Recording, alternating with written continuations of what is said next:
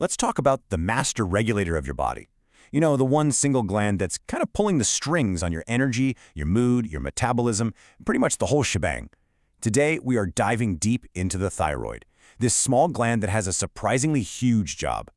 And you might be asking, why all the fuss? It's a fair question, right? I mean, it just sits there in your neck, weighs less than an ounce, but its influence, wow, it reaches every single cell in your body. So let's find out exactly why it's so incredibly critical to your health.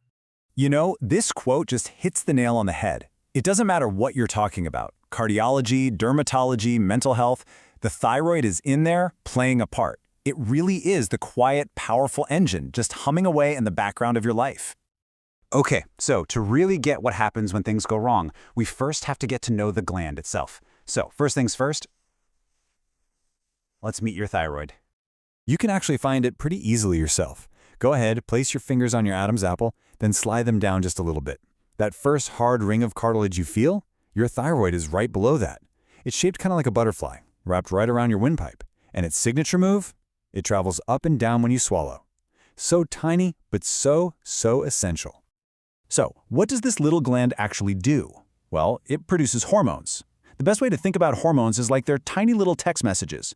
They're sent out into your bloodstream to deliver instructions to all the different parts of your body, basically telling them to speed up or slow down. And the whole process is like this tiny, super efficient factory. First, the thyroid pulls in its main raw material, that's iodine, from the food you eat. Then a signal comes down from the brain. It's a hormone called TSH, and it acts like the factory foreman, yelling, "All right, start the production line." The thyroid then gets to work, combines that iodine with an amino acid, and makes its main products, the hormones T4 and T3. Then it just sends them out to do their jobs. But what happens when that factory starts to slow down production? Well, that's when we run into a really common problem called hypothyroidism. It's pretty simple when you break it down. Hypo just means under or low. So hypothyroidism means you have an underactive thyroid. And without enough of those crucial hormone messengers, your entire body just starts to slow down. It's like it's running in low power mode. Now, I want to show you a number, just one number. But trust me, it tells a massive part of this whole story. Yep, a staggering 85% of cases are in women. Now, it can affect anyone for sure, but this huge gender gap makes it an absolutely critical topic in women's health. So what does it actually feel like when everything slows down? Well, the symptoms can be all over the place, and honestly, sometimes a bit vague. We're talking about feeling tired all the time, gaining weight even though you haven't changed your diet, feeling cold when everyone else is fine, dry skin, hair loss, even depression. You can see how easily these could get mistaken for something else, which is exactly why getting a proper diagnosis is so important. So what's causing this whole slowdown? Well, in the vast majority of cases, it's not that the thyroid just got lazy. It's actually being attacked by the body's own immune system. It's a condition called Hashimoto's disease, where your immune cells get confused. They identify your thyroid as a threat, and they start to damage it. And that, of course, messes with its ability to produce hormones. So, given this wide range of symptoms, figuring out if the thyroid is really the culprit, well, it takes some good old-fashioned detective work.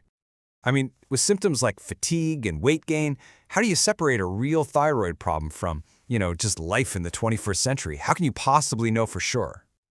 Thankfully, the biggest clue is right there in your blood. Doctors rely on a simple blood test that measures two key things: TSH, that's the signal from the brain we talked about, and free T4, one of the main hormones the thyroid actually makes. And it's really crucial that they measure the free T4, because that's the active stuff that's actually available for your body to use. Okay, now this is where it gets a little counterintuitive, and I find this part fascinating.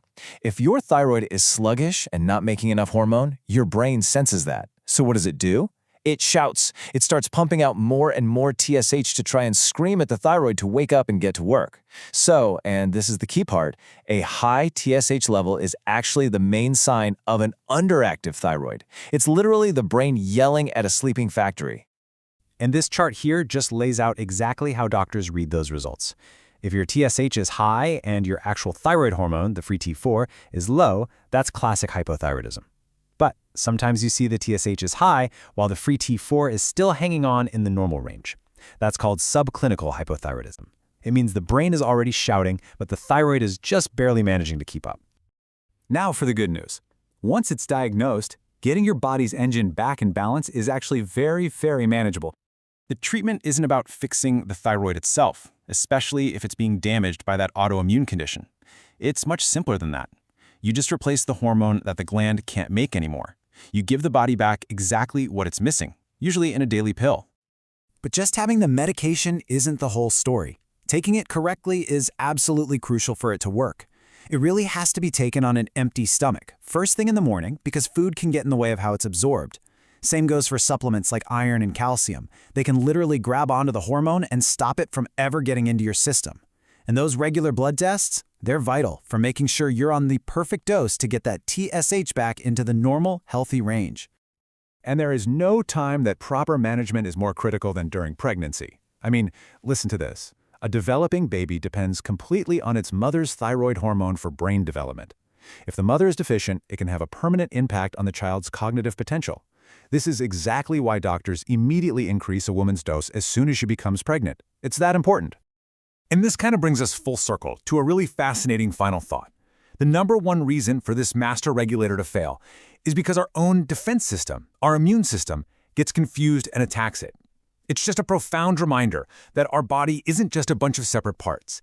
It's a deeply interconnected network where one system's confusion can throw the entire operation completely out of balance.